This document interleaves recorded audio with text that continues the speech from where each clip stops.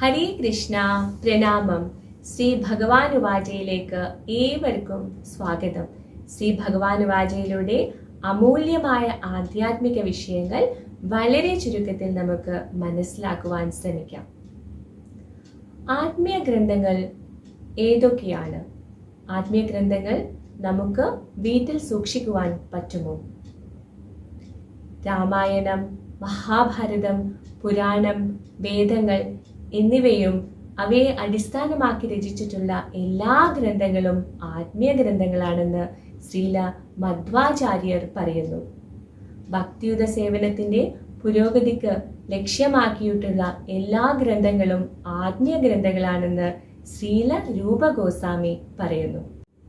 ആത്മീയ ഗ്രന്ഥങ്ങൾ ശ്രദ്ധാപൂർവം വീട്ടിൽ സൂക്ഷിക്കുകയും ആരാധിക്കുകയും ചെയ്യുന്നവർ എല്ലാ പാപങ്ങളിൽ നിന്നും മുക്തരാകുന്നു. ഒടുവിൽ അവർ ദേവന്മാർക്ക് പോലും ആരാധ്യരായി തീരുന്നു എന്ന് സ്കന്ദപുരാണം പറയുന്നു.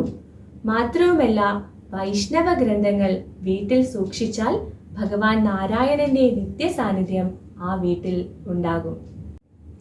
ഒരു വിദ്യാർത്ഥിക്ക് അറിവ് ലഭിക്കുന്നത് പുസ്തകങ്ങളിലൂടെയാണ്.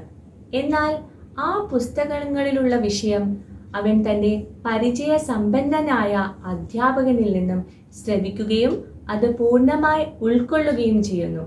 അങ്ങനെ അവൻ അത് പൂർണ്ണമായും ഉൾക്കൊള്ളുന്ന പക്ഷം യഥാർത്ഥമായ ഉയർന്ന വിജയം അവൻ കരസ്ഥമാക്കുന്നു.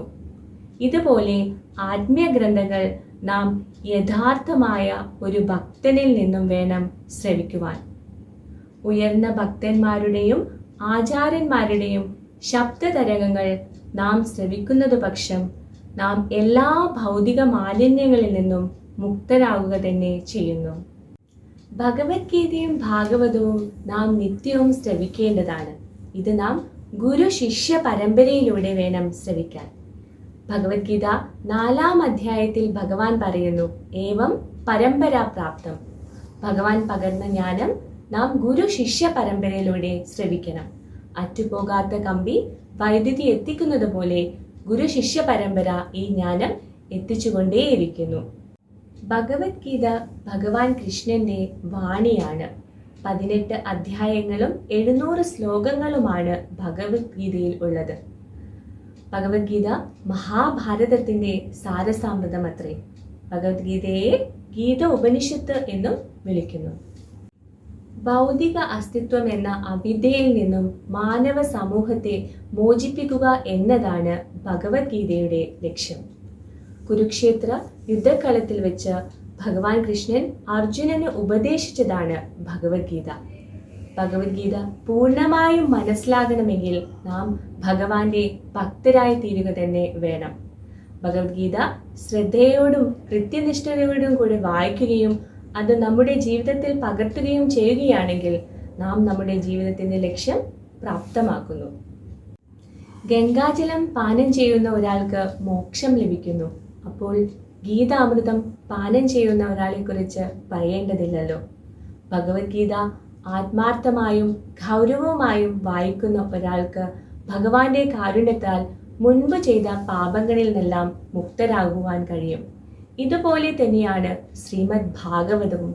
ശ്രീമദ് ഭാഗവതം നാം നിത്യവും വായിക്കുകയും ഒരു യഥാർത്ഥ ഭക്തനിൽ നിന്നും മനസ്സിലാക്കുവാൻ ശ്രമിക്കുകയുമാണെങ്കിൽ നാം എല്ലാ പാപങ്ങളിൽ നിന്നും മുക്തരാകുന്നു. ഭാഗവതം എന്നാൽ ഭഗവാനുമായി ബന്ധപ്പെട്ടത് എന്നർത്ഥം. പഴങ്ങളുടെ രാജാവായ മാമ്പഴം ഉൽപ്പാദിക്കുന്നത് കൊണ്ടാണ് മാവ് വിലപ്പെട്ട വൃക്ഷമായി മാറിയത്. വേദവൃക്ഷത്തിന്റെ പക്വമായ ഫലമാണ് ശ്രീമദ് ഭാഗവതം. വേദവ്യാസൻ വേദങ്ങളെ 4ആയി ചിട്ടപ്പെടുത്തിയിട്ടും പുരാണങ്ങളും മഹാഭാരതവും രചിച്ചിട്ടും അദ്ദേഹം അസന്തുഷ്ടനായി കാണപ്പെട്ടു. അപ്പോൾ അദ്ദേഹം തന്റെ ഗുരുവായ നാരദമുനിയോട് തന്റെ അസന്തുഷ്ടിയുടെ കാരണം ചോദിച്ചു. അപ്പോൾ നാരദമുനി അദ്ദേഹത്തോട് ഭഗവാന്റെ അതീന്ദ്രിയ ലീലകളെ കുറിച്ച് രചിക്കുവാൻ പറഞ്ഞു. ശ്രീമദ് ഭാഗവതം ഭഗവാന്റെ അതീന്ദ്രിയ ലീലകൾ അടങ്ങിയതാണ്. പരമഭക്തന്മാരുടെ കൃഷ്ണപ്രേമവും നമുക്ക് ശ്രീമദ് ഭാഗവതത്തിലൂടെ മനസ്സിലാക്കുവാൻ കഴിയും.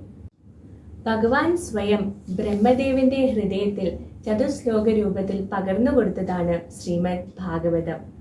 ബ്രഹ്മാവിൽ നിന്നും നാരദമുനിക്കും നാരദമുനിയിൽ നിന്നും വ്യാസദേവനും വ്യാസദേവനിൽ നിന്നും അദ്ദേഹത്തിന്റെ പുത്രനായ ശുകദേവ ഗോസ്വാമിക്കും ഇത് ലഭിക്കുകയുണ്ടായി.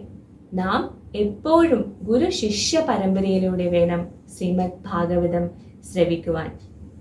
പഴുത്ത കായ്കൾ ഉയരമുള്ള ശിഖരങ്ങളിൽ നിന്നും താഴെ ഇരിക്കുന്നവരുടെ കയ്യിലോട്ട് കൈമാറി അത് ഭൂമിയിലെത്തുകയാണെങ്കിൽ അതൊരിക്കലും പൊട്ടിപ്പോകുന്നില്ല. മാത്രവുമല്ല, അതിൻ്റെ യഥാർത്ഥ സ്വാദ് നമുക്ക് ആസ്വദിക്കുവാൻ കഴിയും. ഇതുപോലെയാണ് ശ്രീമദ് ഭാഗവതത്തിൻ്റെ കാര്യവും. നാം എപ്പോഴും ഗുരു ശിഷ്യ പരമ്പരയിലൂടെ വേണം ഇത് ശ്രവിക്കുവാൻ. മാത്രവുമല്ല, ഒരു യഥാർത്ഥ ഭക്തനിലൂടെ വേണം നാം ഇത് ശ്രവിക്കുവാൻ. ഭഗവാൻ തന്റെ ലീലകൾ അവസാനിപ്പിച്ച് ധർമ്മം, വിജ്ഞാനം എന്നിവയുടെ അകമ്പടിയോടെ സ്വധാമത്തിലോട്ട് പ്രയാണം ചെയ്ത ഉടൻ ആവിർഭവിച്ചതാണ് ശ്രീമദ് ഭാഗവതം. ശ്രീമദ് ഭാഗവതം സ്വയം ഭഗവാനാണ്. 18,000 ശ്ലോകങ്ങൾ അടങ്ങുന്ന 12 സ്കന്ധങ്ങളാണ് ശ്രീമദ് ഭാഗവതം. 1-2 സ്കന്ധങ്ങൾ ഭഗവാന്റെ പാദപങ്കജങ്ങളാണ്. 3-4 സ്കന്ധങ്ങൾ ഭഗവാന്റെ തുടകളാണ്.